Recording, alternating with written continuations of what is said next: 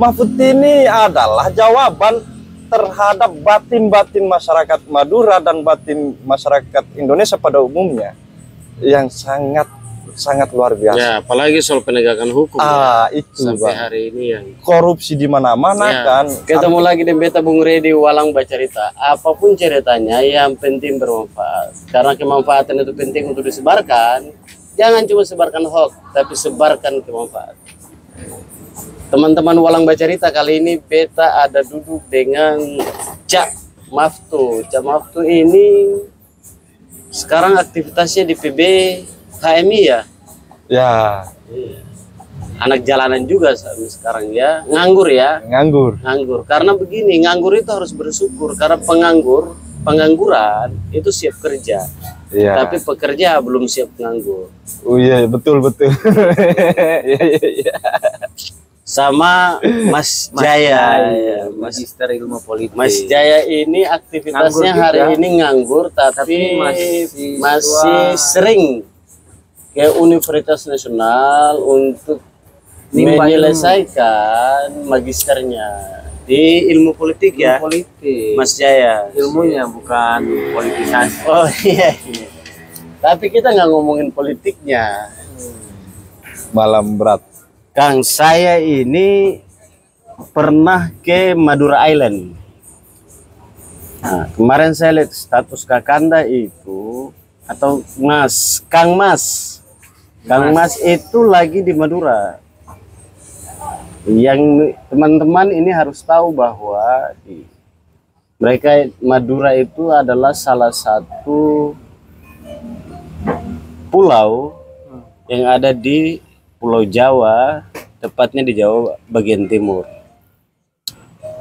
Apa yang sebagai orang Sulawesi datang ke kampung yang baru, kalau di sini kan Bapak sering ketemu beliau, iya kan? Tapi di kampung halaman beliau kan Bapak baru ke sana.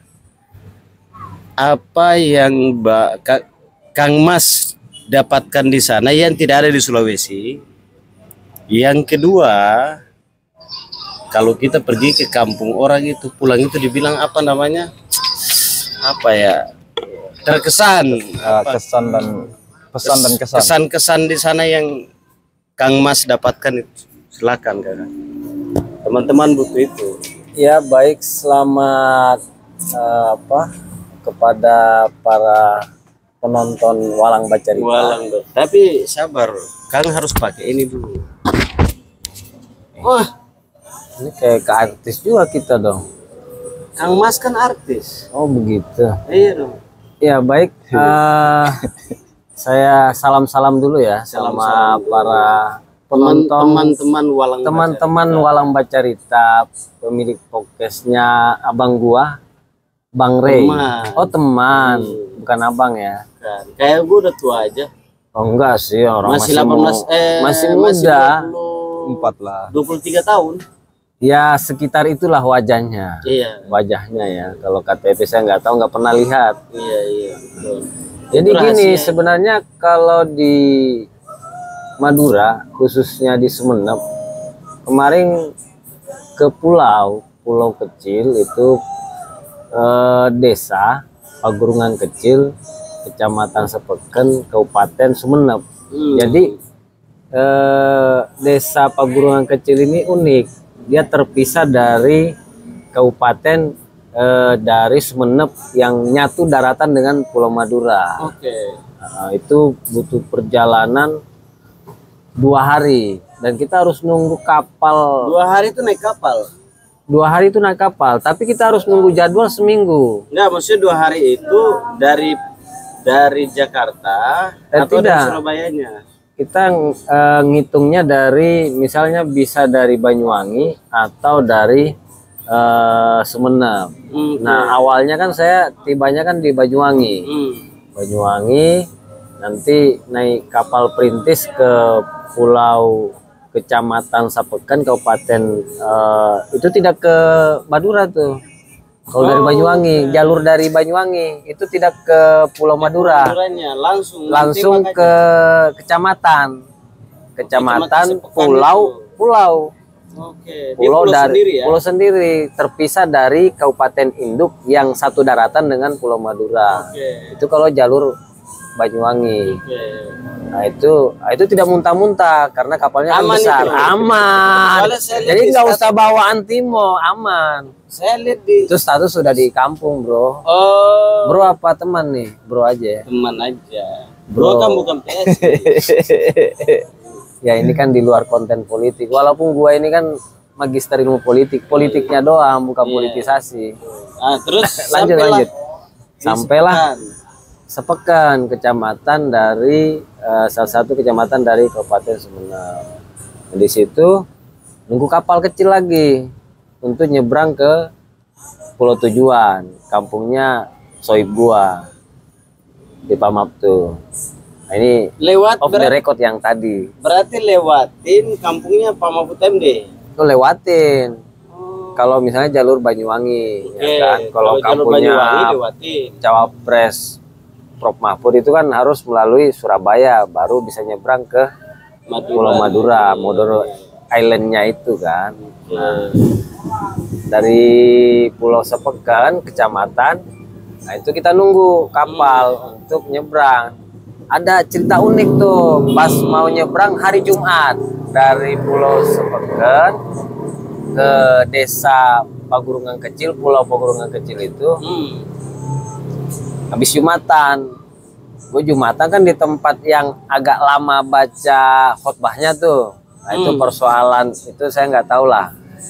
Pokoknya nggak kayak di Jakarta Timur lah ya. Enggak, kalau ke Jakarta Timur kan udah selesai lah, beres, kelar. Itu lama Karena kan. di Jakarta Timur itu khotbahnya itu buruh jam kerja. Nah, orang pekerja. Iya. Kalau di pulau kan orang Kalau bukan di kantoran, Sepekan tadi itu Bukan karena orang kantoran.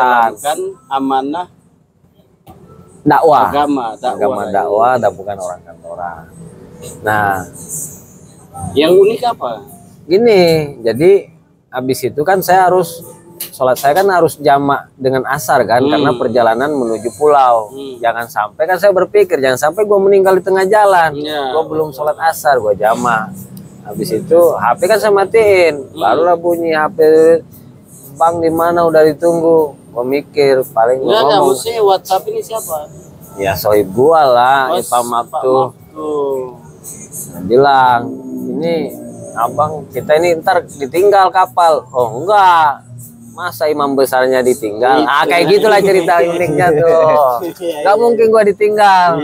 Iya. Terus. Ya enggak, tetap Naiklah kapal. pas naik kapal langsung lepas tali, bukan lepas cinta, lepas tali. Lepas tali. Kalau cerita pelaut kan lepas tali, lepas cinta. Kalau ini enggak ada itu kan, karena memang kan di sana silaturahmi seperti itulah. Jadi singkat cerita, Berapa jam? Sabar dulu. dari kita berangkat itu jam 1 siang, nyampe 1,5 jam karena ombak besar. Nah, ya alhamdulillah gua juga nggak beli antimo, mabuk juga enggak. Ya sebenarnya kan gua kan dari lahir juga pelaut. Dari lahir jadi pelaut. Bukan pelaut orang Mata ahli pelaut, keranjang, bukan bukan juga. pelaut mata keranjang, bukan. Cuma kan karena memang di kampung di Makassar ini kan dekat laut, tiap hari mandi apa segala Lu orang macam. Makassar ya? Iya, Bugis? tapi Bugis, Oh, Bugis. tapi dari Makassar tapi suku Bugis. Oke. Gitu. Jadi perjalanan 1,5 jam. setengah. Sebenarnya Sampailah di sebenarnya sana, sebenarnya 1 jam. Kalau ombak itu laut itu tenang. Tapi karena ombaknya gede menurut versi sana, memang kapal oleng-oleng dikit. Iya. Ya 1,5 jam lah nyampe di sana. Ya dijemput sama Keluarga lah ya. keluarga saya gua Pamaptu. Ya di sana itu sekitar seminggu, enak lah. Sabar dulu sebelum jauh. Jadi saya itu saya datang di Jakarta pertama, makanan pertama yang saya makan itu ketoprak. Di tim itu saya makan ketoprak itu. Jadi sampai hari ini saya masih ingat. Iya. Gitu. Kalau Mas Jaya pas nyampe di sepekannya tadi dan sampai di kampungnya beliau ini makan apa? Pertama kan? Oh di sana itu yang paling enak itu ikan bakar. Ikan bakar enak banget. Karena pulau ya. Pulau yang ada itu ikan. Yang saya nggak pernah lihat itu ikan segede paha. Yang baru diambil dari laut. Iya, itu matinya malam itu, besok kita bakar. Di sehari itu dibakar juga. Beda Iya. kan di Jakarta. Ya kan mancingnya malam, besok mancingnya makan. malam, Cuma mati sekali. Mati sekali. Kalau di sini kan udah mati berkali-kali, 7 hari kah. Apa namanya? Jakarta Utara itu yang dijual-jual ikan itu. Nah, kalau di Jakarta Utara Matinya udah berkali-kali. ada yang pelabuhan kecil itu matinya sekali. Oke. Saya tahu juga. Cuma kalau udah nyampe di pusat, di timur, nah itu kan udah Udah masuk matinya. di Pasar Jaya itu. Nah, itu Matinya udah berkali-kali. berkali-kali. Ya, tapi kan namanya ikan ya tetap dimakan kan. Nah, sampailah di kampung beliau makan ikan. Makan ikan itu bisa sampai 4 kali sehari. Yang tidak pernah saya rasakan nikmatnya di Jakarta itu loh. Ya mungkin di kampung gua juga nggak sebegitu amat gua makan ikannya. Karena kalau kampung Bapak itu bukan di pinggir laut ya. Di pinggir laut juga, cuma kan bukan tiap hari makan ikan. Tapi kalau Bisa kampung beliau bisa ini telur, bisa ayam. Nah, kalau kampung beliau memang bangun tidur lihat ikan. lihat Mau ikan. tidur lihat ikan. Begitu. Ya mau tidur makan ikan. Iya iya. Terus apa yang tidak ada di Jakarta mungkin atau ada hal apa yang tidak ada di Jakarta dan tidak ada di Sulawesi itu ada di sana. Ah, yang uniknya juga itu di sana ketika kita ke rumah tetangga kenal orang panggil kita mampir itu pasti harus makan. Jadi nggak usah takut di sana kelaparan. Jadi Kita siapin keluar. perut aja. Iya, yang penting kita keluar jalan siang itu pasti makan tuh di rumah orang. Oke. Dan ya kita jangan kayak di sini malu-malu, ndak usah. Sana diajakin makan ya makan aja. Pasti ikan bakar tuh, karena budaya mereka di sana itu ikan bakar. Jarang banget tuh Makanya ikan beliau sehat dimasak. betul ya. Oh iya, saya aja ngerasain itu berat badan saya naik, gemuk. Balik Jakarta turun lagi bos. Di sini tuh penuh pikiran, mau makan aja harus mikir keluar. Memang Jakarta itu setannya itu bukan satu. Jadi gini, kalau Bapak disebutkan tadi itu setannya ada Pagurungan kecil. Pagurungan kecil ya, atau di Kepulauan Madura tadi itu kalau setannya satu, di sini itu 100. Iya banyak kalau di Makanya situ. gangguannya Beda. beda. Di sana itu saya untuk tidur itu enak, ibadah itu enak. Bayangin gue itu ibadah di masjid 5 waktu dalam sehari itu 5 kali di masjid tuh. Saya ada pertanyaan. Ini agak kayak anak muda-mudaan ini karena sekarang katanya anak muda ya. Saya ini kenal banyak cewek. Bapak juga begitu, apalagi beliau. Gimana orang baru datang dari Sulawesi, walaupun baru di Jakarta, tapi kan asli Sulawesi. Sejak tuh. Bagaimana tuh lihat cewek-cewek Madura itu dapat nggak? Enggak, kalau di sana gini, saya lihat karena budaya keagamaan itu tinggi di sana itu ada 4 pesantren, makanya di pulau terjaga. Di pulau kecil itu yang Iya, terjaga persoalan akhlak. Jadi kalau misalnya mau melihat yang anak SMP sanawiyah lah ya di sana bahasanya sampai udah tua itu nggak bakal ketemu tuh misalnya mereka nggak pakai kerudung. Jadi terjaga yang kayak gitu. Tamat SD mereka udah masuk pondok. Oh iya. Nggak ada tuh yang misalnya berkeliaran jam-jam 10 malam masih di luar kayak yang ngelihat pagi sampai malam nggak ketemu mereka di pondok. Iya. Mungkin ada yang sekolah umum tapi cuma berapa persen aja. Iya. Ada nggak kayak di Jakarta sih. Di Jakarta kalau di sana terjaga karena keagamannya tinggi. Dapat jodoh di sana. Oh itu direkod. Oh, Ya, semoga beliau bisa dapat jodoh di sana, teman-teman Walang Bacarita. Tugas kita Pintar adalah juga dia bagaimana ngolah. mendoakan. Iya. Cak, Iya. Siap. sebagai orang Madura, hari ini ada putra Madura calon presiden.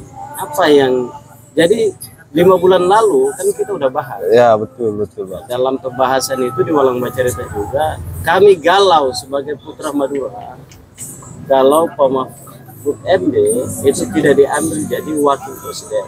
Kan Dan menarik. hari ini sudah dijadikan wakil presiden.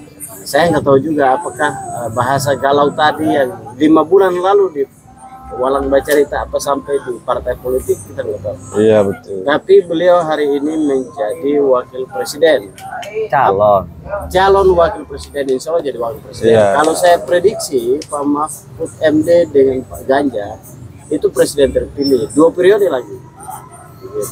Sebagai generasi muda Madura Island, apa perasaan apa melihat kejadian yang terjadi, apalagi kemarin beliau pulang kampung, gimana tuh?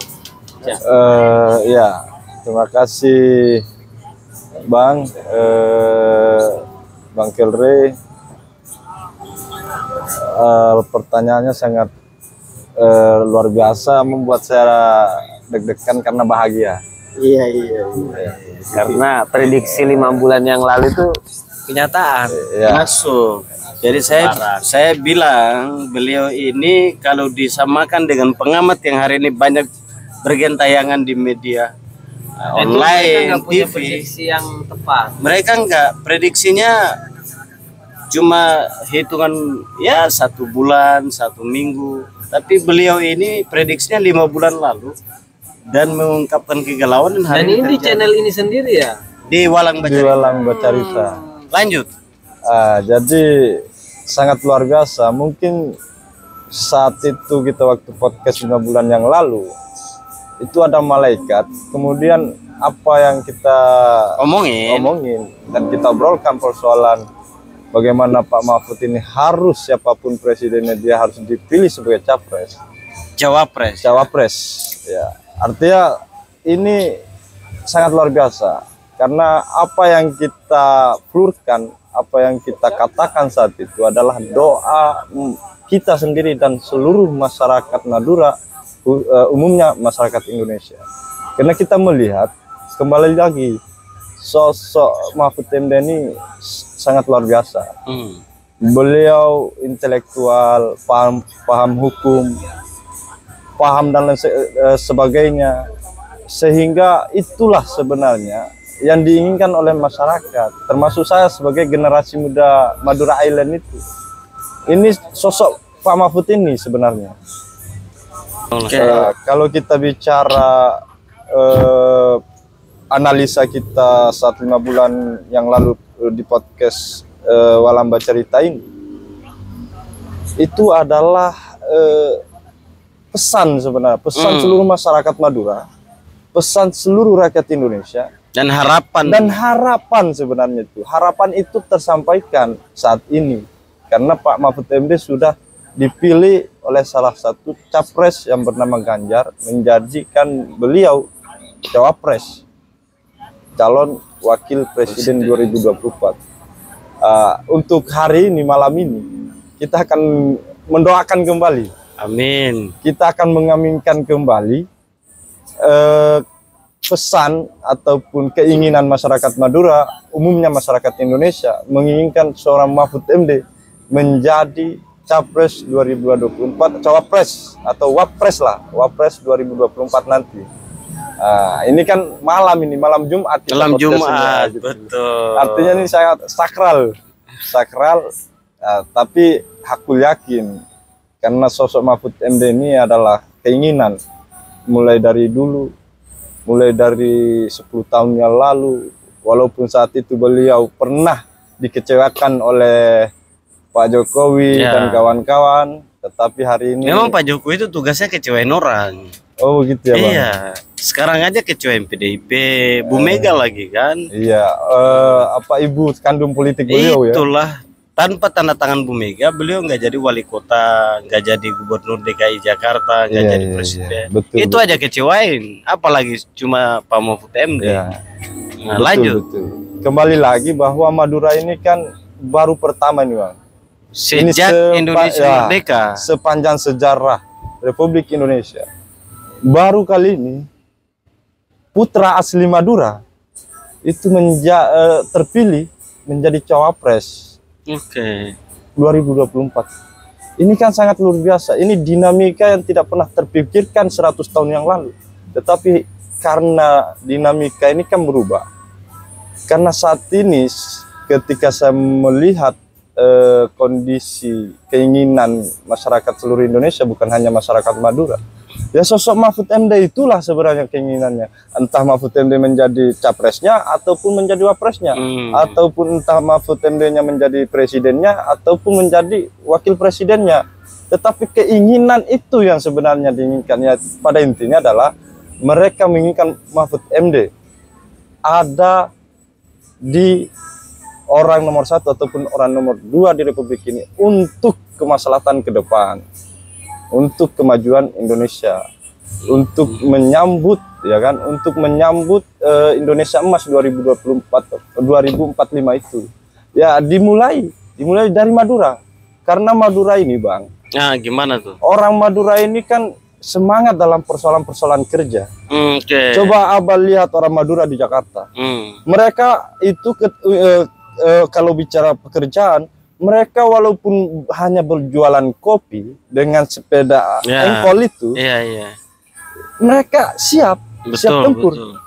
Artinya bahwa Madura ini orang pekerja. Dan itu memang bukan saja yang ada di Jakarta ya, tapi memang orang-orang Madura semua itu udah begitu ya. Dimanapun itu. Semangat kerjanya tinggi ya. Semangat kerjanya tinggi. Apalagi dikasih jadi wakil presiden.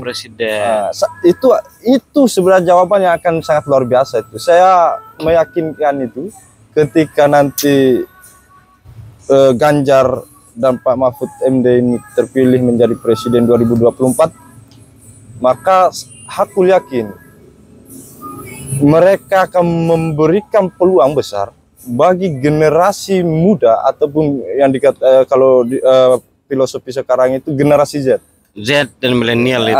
Generasi Z dan milenial itu mereka akan bangga tuh.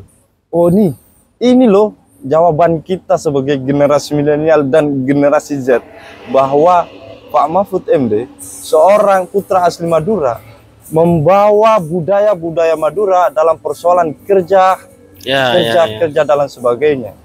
Orang Madura itu, Bang, mereka itu kan tidak pernah akan takut, tidak akan pernah mundur selama mereka benar. Dan mereka itu takut akan kesalahan. Betul. Coba lihat tata cara kerja orang Madura itu. Mereka itu pasti tertib dalam semua aspek dan dimensi. Mahfud MD, orang saya ketika tanya atau ngobrol dengan orang, mereka selalu mengatakan Mahfud MD ini bersih. Mahfud MD sangat luar biasa, intelektual, paham hukum dan lain sebagainya. Itu karakter orang Madura ketika dia diberikan jabatan.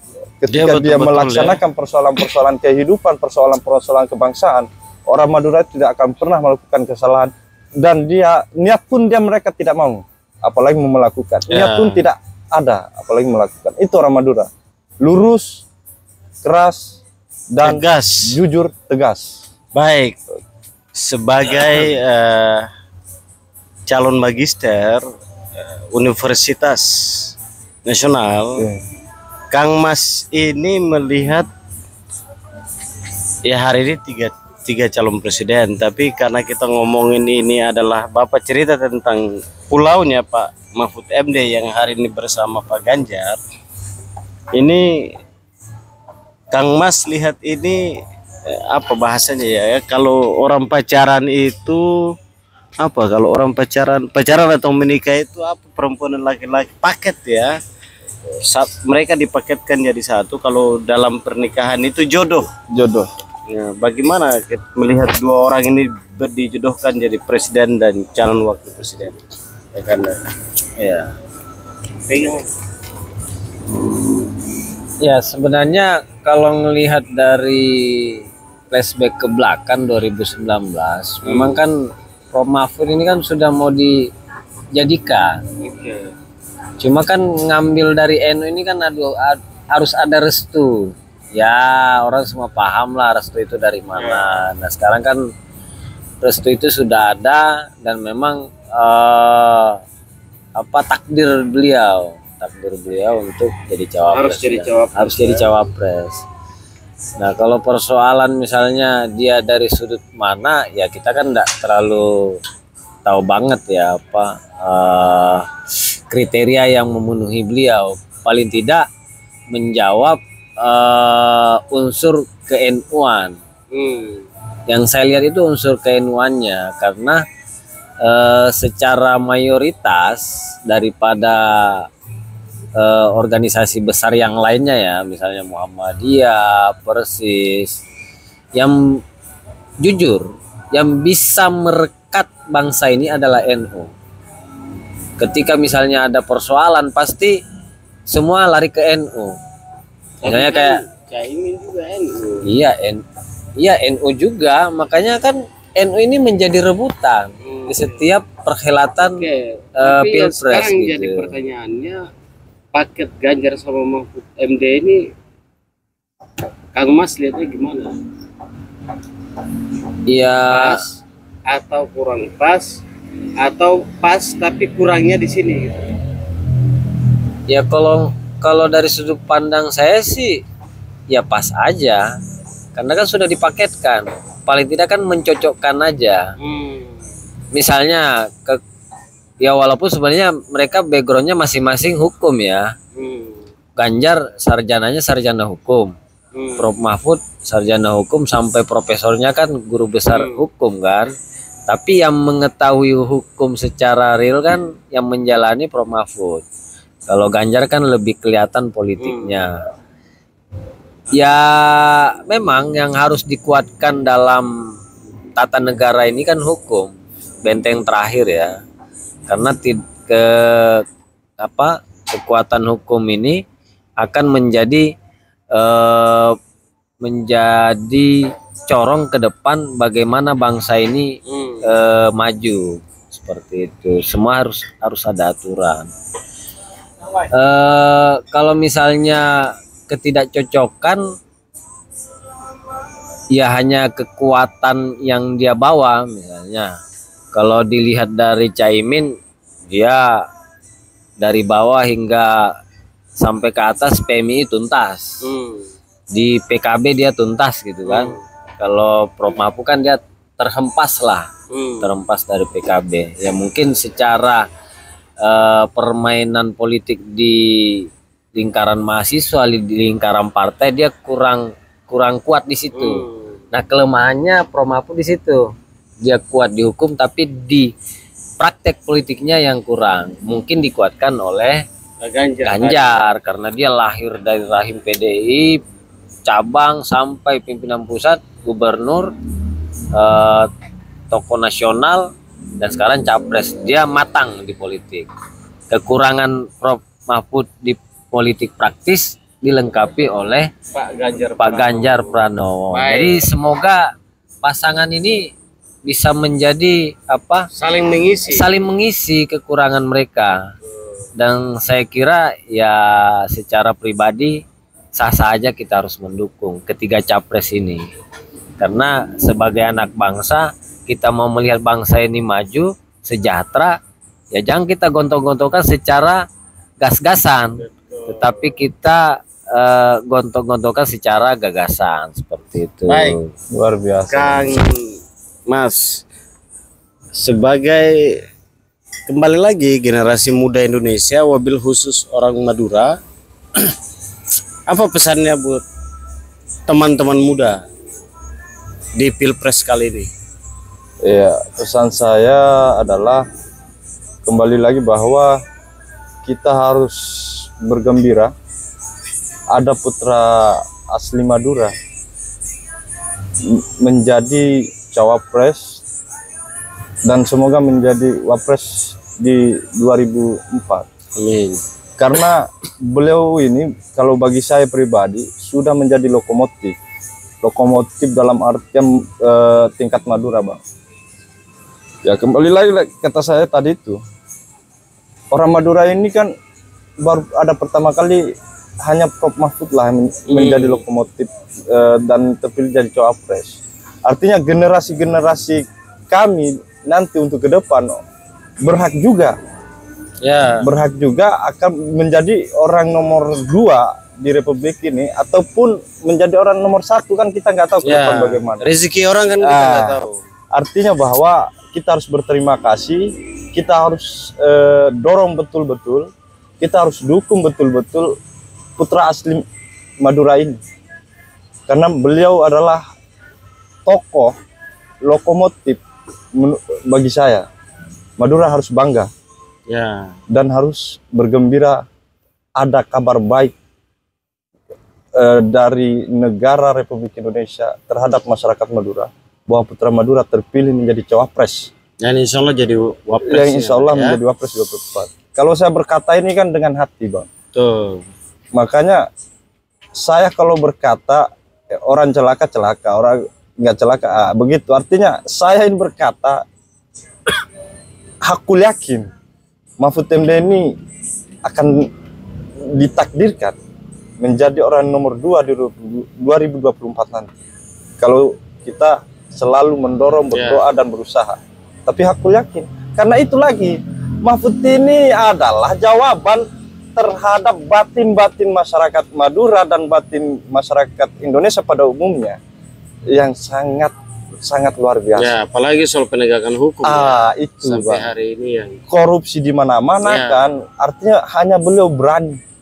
Sudah banyak sekali pemberantasan yang dibongkar oleh beliau dari persoalan kasus-kasus korupsi di Republik ini. Bukan kasus kecil, tapi kasus besar, Pak. Contohnya BLBI dan lain-lain lah.